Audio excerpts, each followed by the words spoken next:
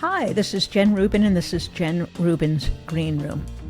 We start off today on Friday with some tragic news. Alexei Navalny, the Russian dissident who has been imprisoned, was announced to have died in Russian custody. Whatever the specific circumstances, the Russians are responsible. Vladimir Putin, no surprise, is a murderer. And those who stand with him, those who encourage him, those who make excuses for him, are in league with a murderer.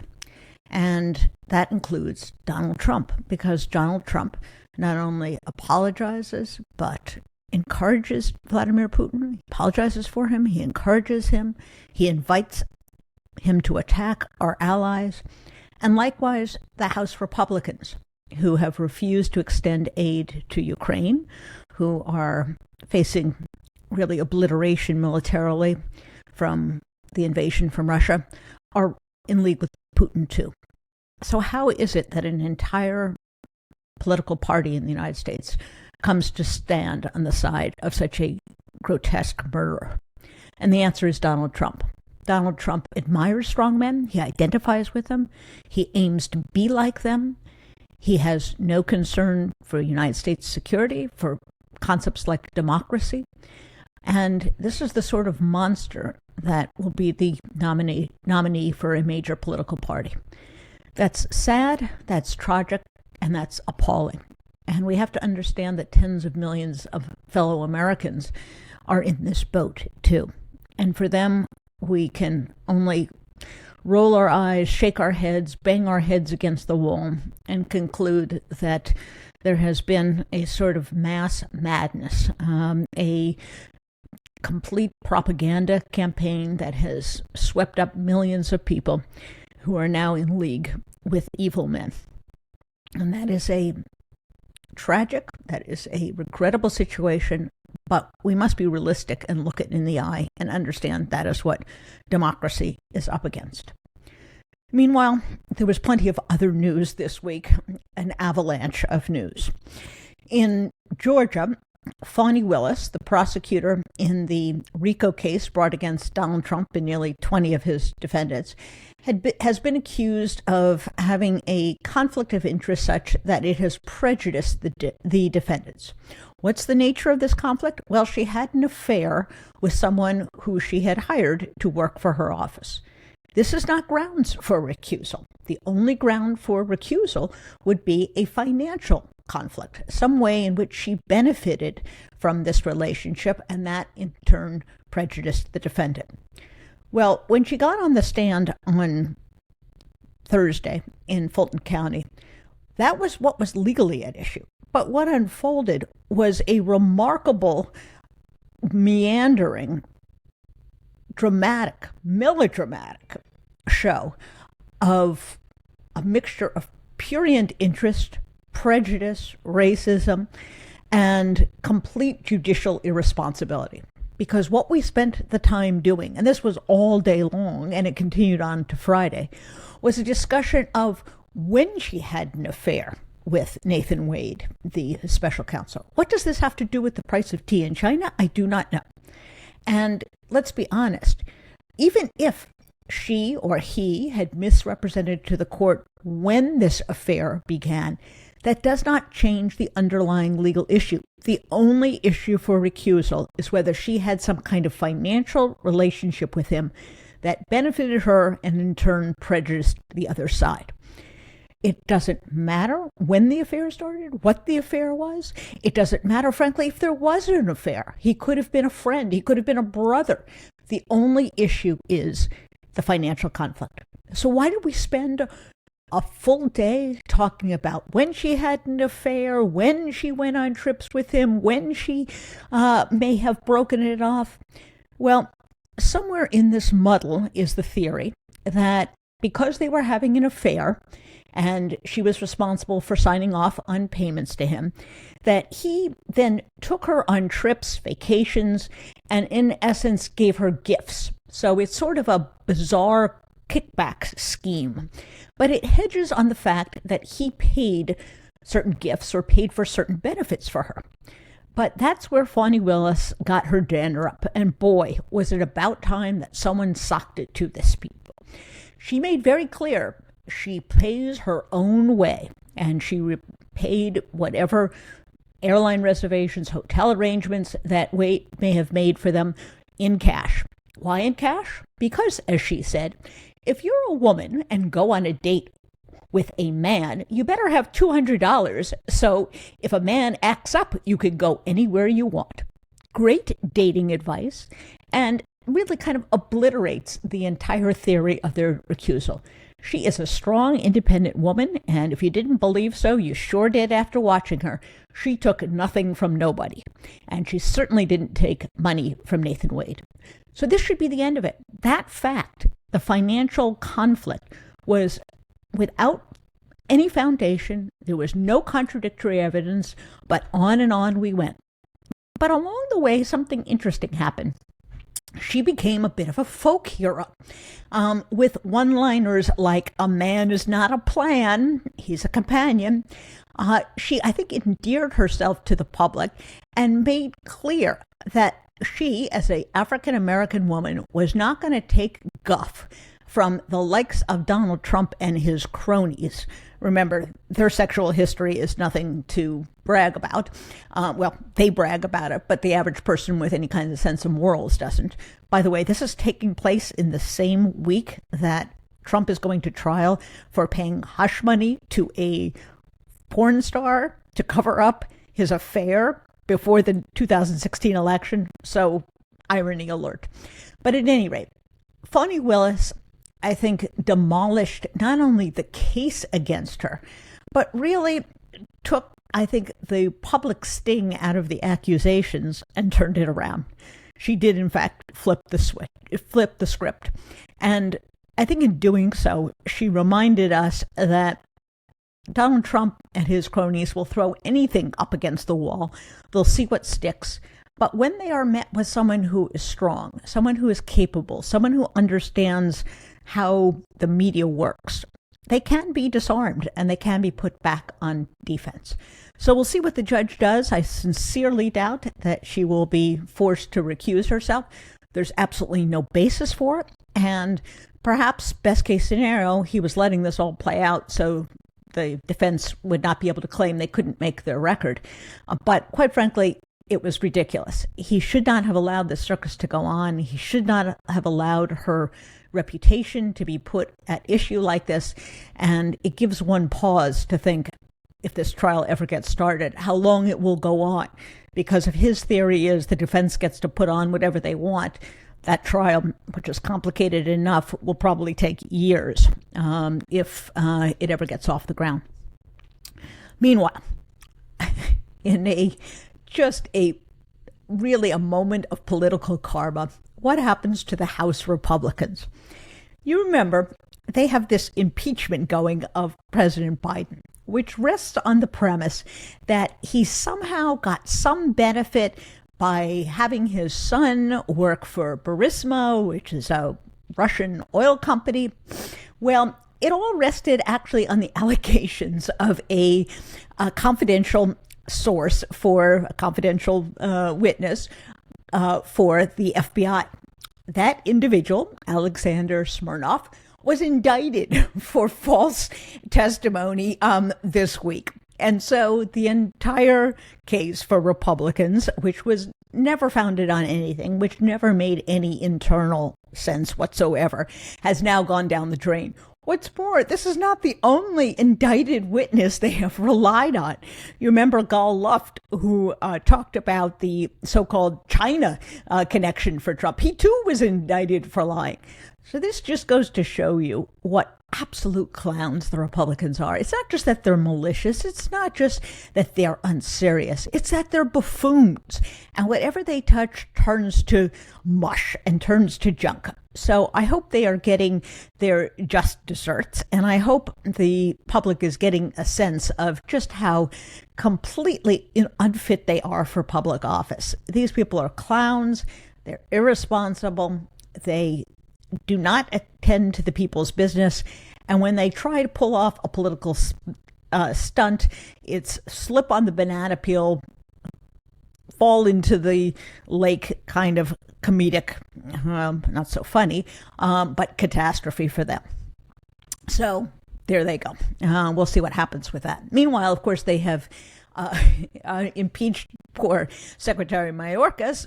The reaction to that in the Senate from Republicans is, "You got to be kidding! This is junk. We're not going to deal with this." So I suspect that will be dismissed before we get to any kind of a full trial. Meanwhile, back to the courtrooms. Alvin Bragg, he is the Manhattan DA. He has been roundly criticized for having the temerity to bring a case of business falsification of business records in New York. And those are felonies when they are committed in furtherance of another crime. What he has set out in his indictment, 34 counts against Donald Trump, is that Donald Trump falsified business records of his company in order to disguise a payment to Stormy Daniels to keep her quiet days before the 2016 election. And there is evidence that it was because of the election that he made the payment. As soon as he was elected, he wanted to know if he could stop making the payments. The answer apparently was no, but it was tied to the election. So what are the crimes that he was furthering by this cover-up scheme? Well, the falsification, by the way, happened to violate federal election law, state election law, and because the figure was, quote, grossed up, end quote, it was also a tax fraud. It was also a violation of our tax laws. So it's a pretty open and shut case. And although commentators have poo-pooed it and sneered at it, what do they expect? Do they expect that a former president gets to go on a crime spree both during and before his election and then get out of jail free card? Do they expect that prosecutors on the state level shouldn't enforce the law against former presidents? It's absurd. It is the definition of a unequal, corrupt legal system. That's Donald Trump's theory of the case, that he is beyond reproach, that whatever he has done before he was president, after he's president, while he's president, no one can touch him because he's somehow special. Well, Alvin Bragg is having none of it. And so he has brought this case, and everyone has kind of put it in the back of their minds because it doesn't have to do with the 2020 election. It has to do with the 2016 election. Well, the judge in Manhattan, Juan Merchan, is having none of Trump's nonsense. This week, he heard a motion to dismiss the whole case from Donald Trump. And point by point, he threw it out. He said, this is a real case, it's complex, and it is serious. And he tied it to the 2016 election. He said this was an effort to pull the wool over the eyes of the voters. It's important. That's a signal, I think, to Donald Trump that he's not going to squirm out of this. He's not going to turn this into a circus. And if convicted, this judge is going to take a conviction very seriously. So what happened? Well, he made this ruling. In fact, he had crafted the ruling before the hearing. And of course, Trump's lawyer, acting as his PR man as well as his lawyer, had a fit in court. How dare you proceed with the trial? Don't you know we have all these other trials? By the way, I find it incredibly amusing that in each of these cases, he claims he is prejudiced because he has other cases going on. So by this theory, a crime spree enables someone to never go to trial in any case because he has other cases going on. Well, the judge didn't care about that. And he said flat out, that's not a legal argument. Next. And frankly, he was quite dismissive of Trump's lawyer, who really came right up to the edge of annoying the judge very seriously. He told him at one point to sit down. And he essentially said, we're going to trial. March 25, put it on your calendar. They had a lot of discussion about jury selection. And beyond that, that was it. We are going to trial. Donald Trump is going to face the music. And here's why it's so dangerous, this case. First of all, it's going to be a Manhattan jury. We saw a New York jury in the E. Jean Carroll case. That's actually a jury pool that goes beyond Manhattan, pulls in people who don't live in the city, who live slightly upstate. This is going to be those people who live between the Bronx and the Battery. And this is not a group of people who are inclined to be sympathetic towards Donald Trump. And in fact, this is kind of a sweet revenge. New Yorkers have had to put up with this guy and his ego and his braggadocio and his antics for years. They've had to put up with him not paying contractors. They've had to put up with him claiming bankruptcy. He has been a thorn in their side for decades. And now a jury of his peers from Manhattan gets to sit in judgment. So I think we're going to have 12 jurors, tried and true, who are going to swear that they can absolutely apply the law to the facts. I think it's going to be pretty easy to weed out any people who would be interested in letting him off the hook no matter what. In other words, jury nullifiers. And he's going to face the music on a very simple, in some ways, set of facts with a very strong legal basis. And one of the things the judge said was, there have been like 460 plus odd convictions on this kind of charge, where a business falsification claim or charge was used as a basis for a conviction of a felony. This is nothing new. The critics who think this is a novel theory or this is somehow some kind of wild idea from Alvin Bragg really know nothing about New York state law. And I think we're going to get a fairly concise, fairly quick trial, maybe 4 weeks, maybe 6 weeks, and I think we're going to get a conviction. And now we're going to have to go back to all those Republicans who kept saying, well, if he's convicted of a crime, I'm not going to support him. Believe me, I think the reaction to this will be, it was rigged. It's a picayune little thing. Who cares? Well, you're never going to get the hardcore Trump supporters, but maybe some people, some Republicans out there would think, should we really be electing somebody who's a convicted felon? Really? Mitt Romney, God bless him, said on Friday, he wouldn't be voting for Donald Trump because in his book, once you've committed sexual assault, you're off the list. He's referring, of course, to the civil case involving E. Jean Carroll, where a jury decided, yes, he had sexually assaulted her in a Bloomingdale dressing room. Well, God bless Mitt Romney. Unfortunately, Mitt Romney does not represent the Republican Party anymore. Hopefully, however, he's more indicative of the general public, who I pray at least a majority of the voters have not lost their mind. And we should be encouraged because, final bit of news from this week, on Tuesday, the good people of the New York 3rd, who had elected George Santos in 2022, decided, I think we've had enough of these Republicans. And they overwhelmingly selected the Democratic candidate. This was a swing of about 15 points. Santos had won by nearly 8 points, and the Republican, who got very tripped up on both immigration and abortion, lost by almost 8 points. So I think the lesson for Democrats is, one, don't worry about the polls, look at the results. Second, use immigration, use abortion to your advantage. The Democratic candidate, Tom Suozzi, again and again made the point, I'm for the compromise bill that came out of the Senate for a tough border security measure. His opponent, is not. This is a plus now for Democrats, and they should use it every day between now and the election. So we can take some solace from a swing district, a swing suburban district, the kind of district that Democrats are going to need in November, that they, in all of their fumfering around and all of their straying into the Republican Party in 2022, have recovered their senses and have, in fact, filled the seat with a Democrat.